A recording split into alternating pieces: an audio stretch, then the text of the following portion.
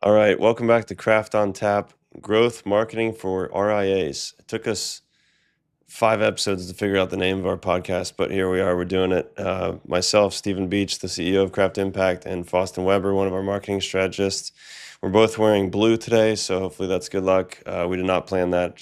We're just dorky like that, I guess. Just happens, just It just happens. happens.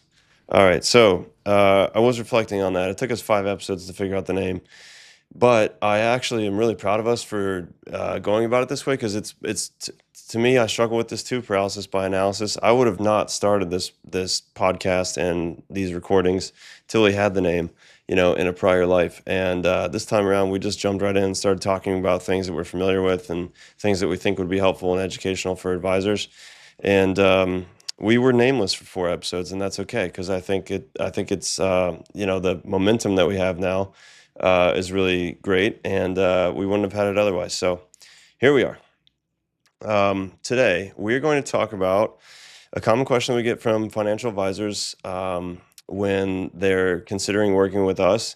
It applies to working with any marketing agency or any freelancer that is going to support your business from a growth marketing perspective, and that is how much time is required of me. So we understand that as a partner, managing director, wealth advisor, whatever the title is and whatever your position is at the firm, you are probably wearing a lot of hats, especially in the RIA space.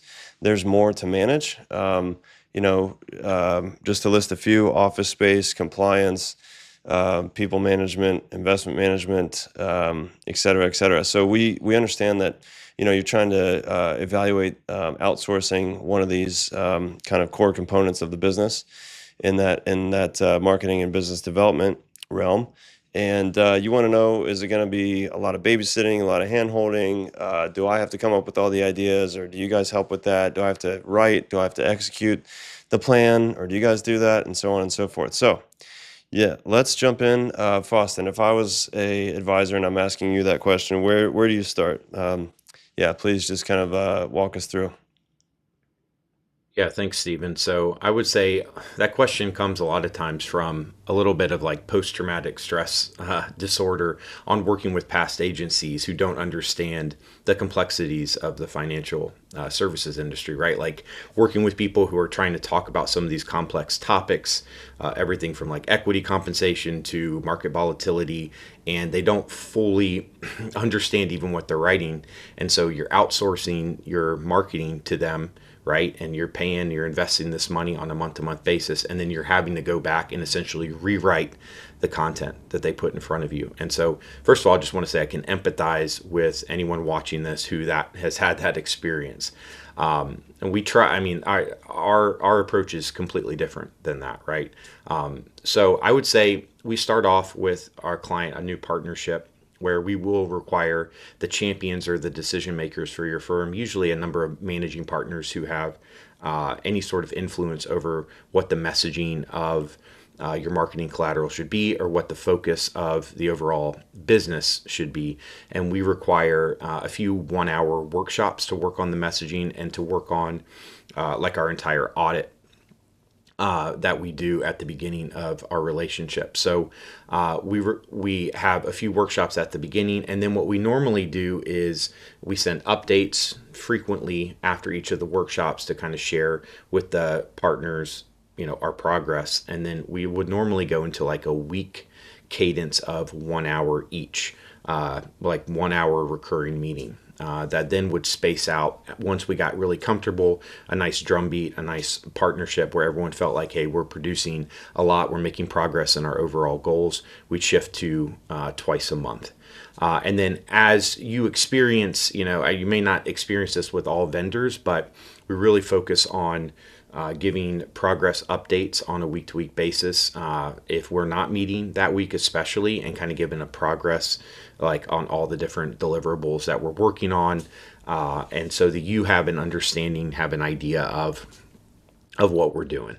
I would also say too, like going back to the experience with past agencies, once we get into a good rhythm and an understanding of who your target audience is, which channels we're focusing on, and then which tactics we're trying to employ, whether that be blog articles, webinars, podcasts, LinkedIn posts, Instagram posts. We really strive to get to 95% of the way there with whatever the deliverable is before we send over the item for you to approve, so that it should be, especially when we get in a good rhythm, it should be you looking at it saying, oh, that looks good, or, oh, I want to add this insight from my own experience, or, oh, a client just asked me that question and I want to add a little bit more detail that makes it that makes it resonate a little bit more. You should be able to do that pretty quickly versus having to go back and really consider what's being communicated. Would you say that would be fair, Stephen, just in terms of like us trying to get whatever the content is over as close as possible for Yeah, the like advisor to kind yeah, of just give exactly. it the Our go aim ahead? is to like take the effort, the mental load, if you will, off of the. I think we've said mental load in every episode to this point, so it Yeah. might be a recurring theme here. Take that extra effort off of the advisor's plate, because we know that A, that's why you're paying us, that's why you're hiring us, and B, you're already doing a lot of things that you don't have the time and space and energy to dedicate to that. If you're a growing firm and you're really like trying to manage all these different pieces, so yeah, absolutely. I think that's our approach. I think there's a lot of things that go into that. Just as you're talking, it's like, how do we get there to the point where an advisor and a team of advisors can trust us to really fully trust us as their marketing team. When we're an outsourced party, we're not there in person. Um, and we got to learn your business, and we got to learn you as people, and so on.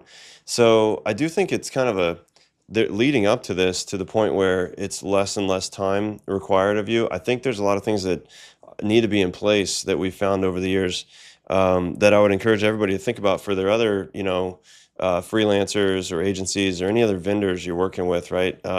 Even just defining what success looks like, quantitative and qualitatively, that's been really helpful for us. Yeah. So, like doing that in the sales process and then doing it on a kickoff call, saying, what does it look like to you guys, and what does it look like to us, and let's just talk about that for 10 minutes. It makes a world of difference, I think, to get us to the point where we know what kind of the North Star is. We've talked about KPIs and goals and so on. We've got those defined.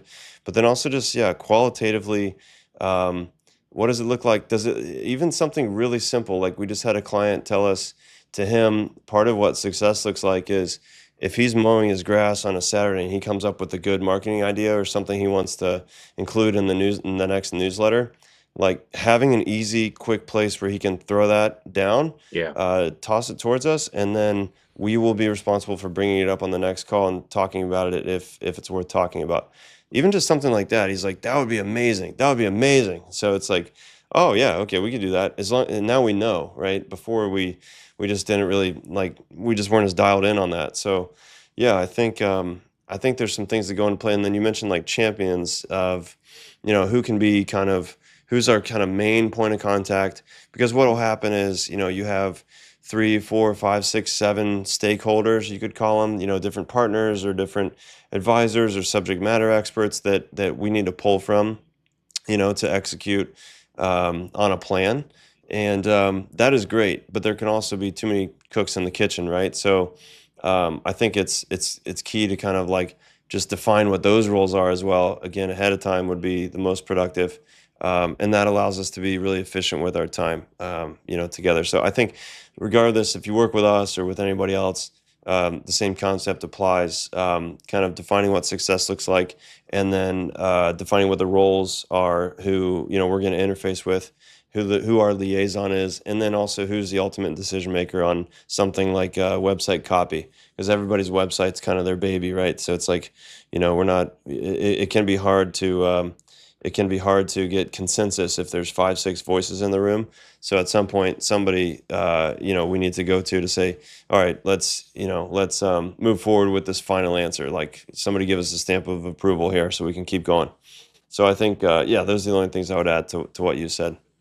Yeah, nice. I like how you kind of took a step back and talked about trust as being a prerequisite of being able to take a step back from the partner that you just hired and that you're investing all this money in, right?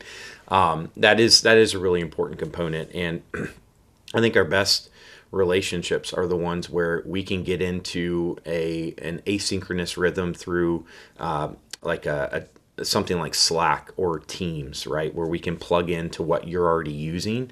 You have, I'm sure, if you use Slack with your firm, or Teams, or any sort of functionality where you're communicating a lot with employees, especially if you're remote, you have a number of different channels, and we love to become that marketing channel, right? Where we can give you those updates, where we can share, thoughts on a daily basis, right? About where we're moving. And I think by providing that level of frequent communication and updates in a platform that you're familiar with, you build that trust pretty quickly, so that, after a couple of months, you feel pretty confident, and you are able to take a step back and just come into our meetings that we have set for you, and that we build the agendas for, and that we prepare based on our overarching goals and what we're trying to accomplish for whatever that quarter is.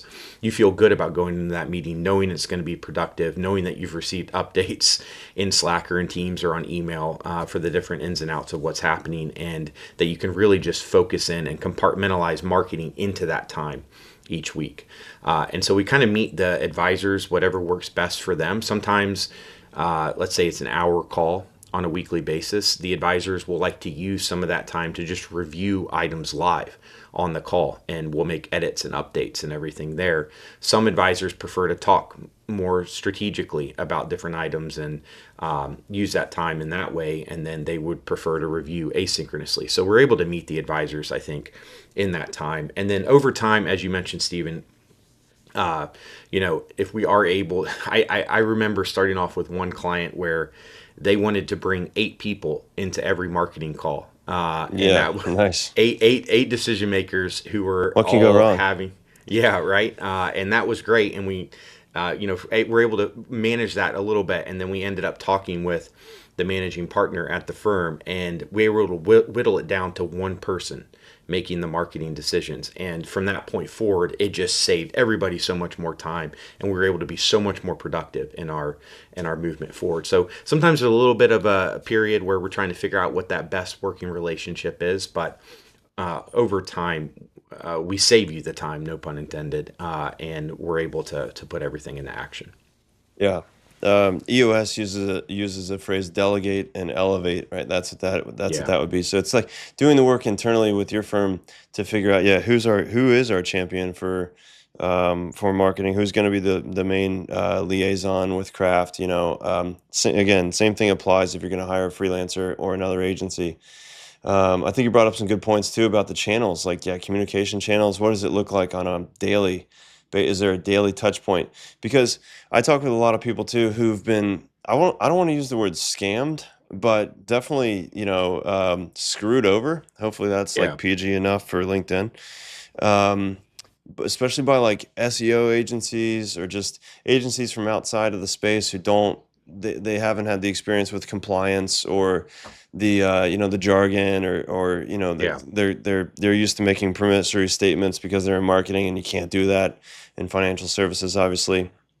So there's definitely some kind of PTSD or kind of this reluctance maybe to hand things over, and I fully appreciate that. So yeah, I think we try to go to great lengths to establish what the communication channels are. So email, Slack.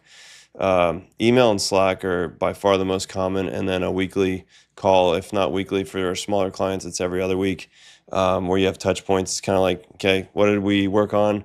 What do we need to review right now? And then what's coming next? Pretty simple. And what's funny too, I was reflecting, when I first started in marketing, I am not the agenda type, right? So like I could come onto a call, like I used to do this, and it seems so crazy right now, me talking about it. But I would go into a call, with a client, and we're defining their marketing strategy. Say, I didn't even have an agenda. Just open up the Zoom link, and I would just start asking Just questions. Like, just rock and roll ad lib the what is entire time, that? huh? That is nuts.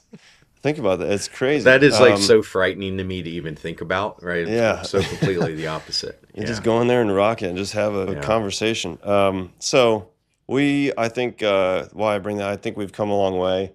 Um, people need to have agendas. If you're going to kind of rally a group, you're going to kind of consolidate thoughts and plans and execute things on a consistent basis. The type A people are listening to me like this guy's nuts, but but don't worry, we have agendas now because it's not me doing it. I think that's really important because there's going to be 50 balls in the air, and if we were to address all 50, it would take all of your time. So we've got to kind of pare that down, in the offline space, and then come to the meeting with, okay, here are the 3 to 5 things we're going to talk about. Some are quick, some are going to take 15 minutes, but anyhow, that's our approach now, which I would encourage. I think just asking these questions would be helpful, for advisors as they're kind of as you're kind of looking at other options in the space, somebody to help you with marketing or biz dev support. And I would say, yeah, I would say too, just in terms of thinking about your time and your team's time, one thing that we really advocate for in our partnerships is helping you as a managing partner or whoever's going to be the champion of marketing delegate down some of the conversations to other advisors, right? And thinking about, let's say we're writing a blog article on some sort of retirement planning topic. Let's say how your taxes might change with different accounts, retirement accounts.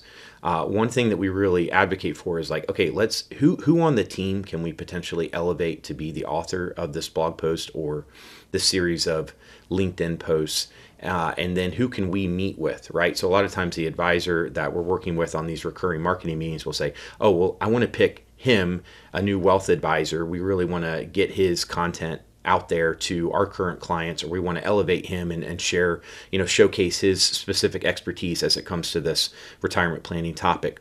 Why don't you interview him or her and we'll go from there, right? So what we'll do internally is, because we have experience in the space, we have a pretty good idea about what the advisor might be sharing in terms of the subtopics for that retirement planning topic. So we'll come prepared with an outline or a framework or the right questions to ask with that delegated advisor. We'll get his or her unique spin on it, and then we'll reframe it up, get their approval, right, that they feel good, the wealth advisor, and then we'll go back to the managing partner or whoever's handling our marketing and get their final approval. And in that way, we've taken away, right, from the advisor having to communicate with the wealth advisor what's happening and then we've like taken that burden, that mental load off of the managing partner's plate. And we've also been able to elevate somebody else on the team and helped that managing partner delegate. So I would just say that's another common experience in working with us. Like, we touch all the different team members in terms of being able to help them produce and to author and to be, the champions of their own content as part of our relationship with our firms. Yeah, well said. And also just want to congratulate you on working the term mental load into your That's into right. your Yeah, answer there. So thank you. our Yeah. wives would be proud. Yeah. Really well done. All right, excellent. All right, guys. Well, thanks for listening. That's all we have for today. We'll be back with more really soon.